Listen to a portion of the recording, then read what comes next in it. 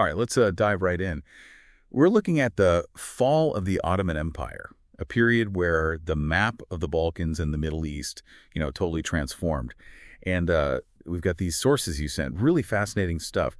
It seems like our mission is to sort of unravel how all these different nationalisms, some familiar, some maybe less so, played a role in bringing down this massive empire. It really is a complex puzzle. You've got Armenian, Kurdish, Balkan groups, all with their own visions of the future, and they weren't exactly playing nice to get there. Some pretty shocking tactics at play. Yeah, what you called the messy stuff really caught my eye. It's like these groups were playing this high-stakes game, using crocodile tears, even forged documents to shape public opinion, trying to get powerful countries on their side. Feels like a political thriller, almost. Absolutely. And all this happening against the backdrop of this crumbling empire, which created these openings for these nationalist movements to gain ground and push their own agendas. We're talking the period from the 1870s to 1923, right? When the Ottoman Empire officially ends and the Republic of Turkey is born. Okay, so let's break it down. Starting with the Armenians, one source talks about this big population shift in the Caucasus during the 19th century, claims this huge influx of Armenians into the Yerevan region during the Russo-Turkish Wars actually made them the majority there. But isn't that area now considered their ancient homeland? That's right. And what's really interesting is this shift happened pretty recently, around the mid-1850s, but it became this powerful tool for Armenian nationalists to claim like a historical right to the land, fueling their aspirations for an independent state. So even though the migration was recent, it became like a core part of their nationalist story. That's Pretty clever. It really shows how you can frame history to achieve political goals. And speaking of historical twists, one source suggests the Russian Revolution of 1917, huge event obviously, actually ended up delaying the Ottoman Empire's collapse. Wait, wouldn't the chaos of a revolution make things worse for the Ottomans, further destabilize the region?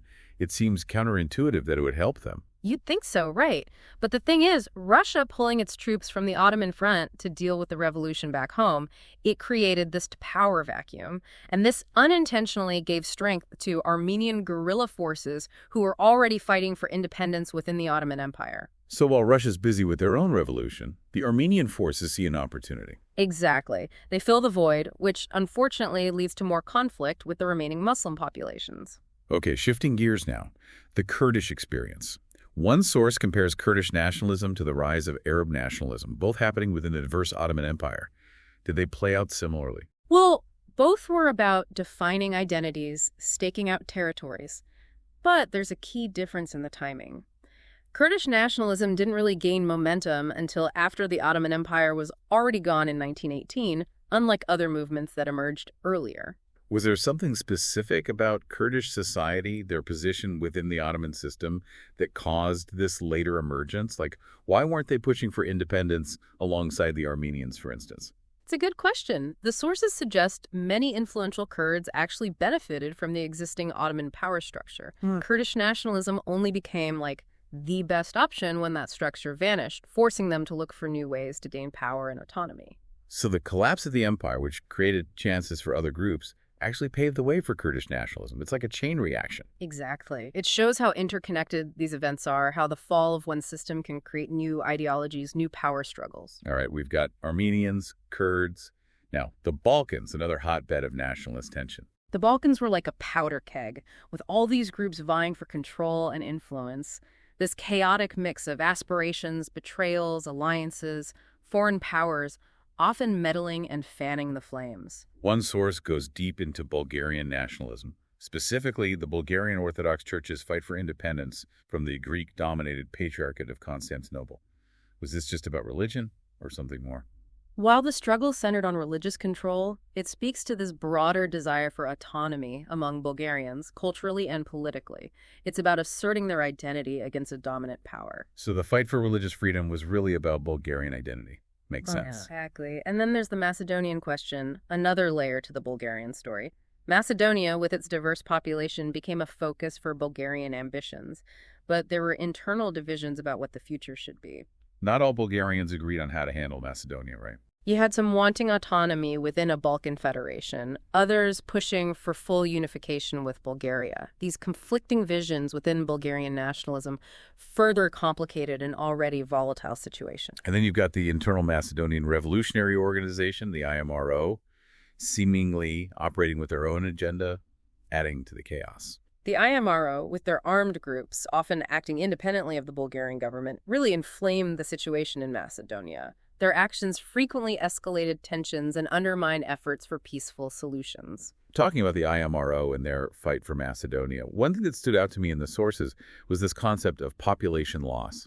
It's such a stark term. What does it mean in this context? It is stark, but it captures the scale of the demographic upheaval in the Balkans during the Ottoman collapse. Millions of Muslims, for instance, were killed or forced from their homes because of the Balkan Wars and the changing political landscape. It's a reminder that these weren't just abstract political shifts. They had a real devastating impact on people's lives. Absolutely. And this mass displacement further fueled nationalist sentiments and anxieties as groups saw their survival tied to controlling territories, creating these mono-ethnic nation states. Which brings us to the role of foreign powers, a key piece of this puzzle.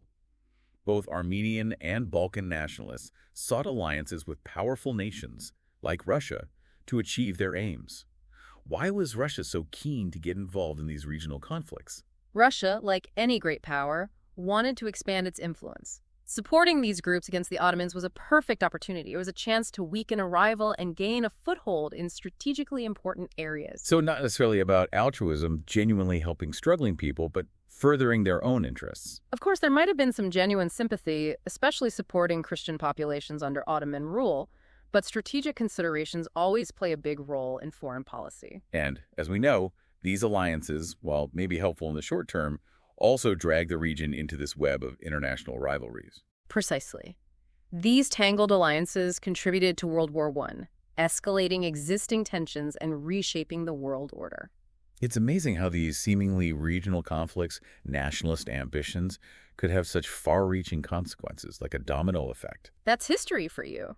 Seemingly isolated events can have ripple effects that go way beyond, shaping the destinies of nations and the course of global affairs. So we've set the stage, exploring the motivations and actions of Armenian, Kurdish, and Balkan nationalist movements within this declining Ottoman Empire.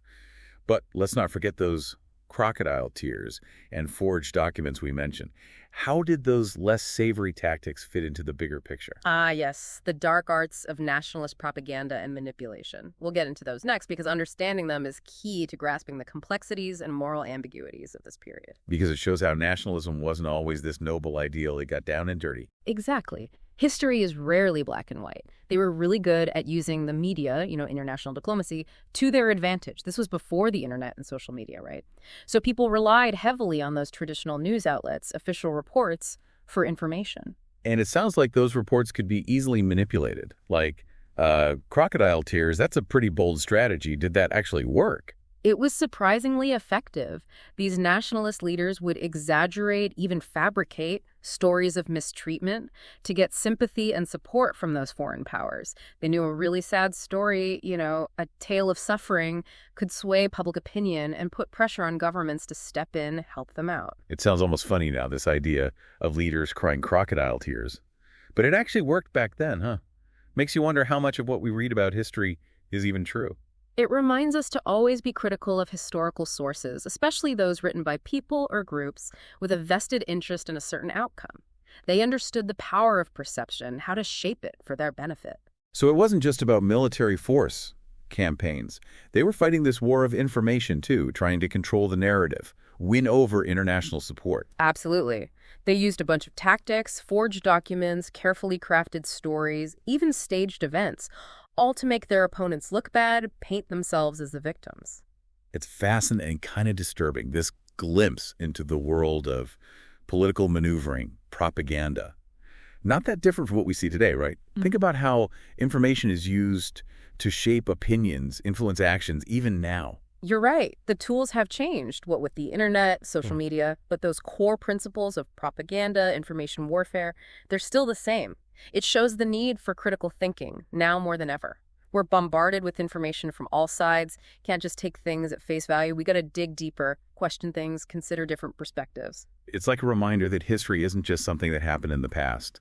It's a guide for now, for shaping the future. We can learn from those mistakes, the successes of those who came before. Exactly. And this deep dive into the Ottoman collapse, it offers these valuable lessons about the power of nationalism, the complexities of historical narratives, and how important critical thinking is even in our own time. Okay, so we've covered a lot. Armenian experience, Kurdish nationalism, those struggles in the Balkans, foreign powers, the tactics these groups use to reach their goals. We talked about the good, the bad, even the ugly. And while we've gone deep on some examples, drawn connections, important to remember this is just a glimpse, right? It's a much bigger, more nuanced story. There are so many other perspectives, experiences we haven't even touched on. Right.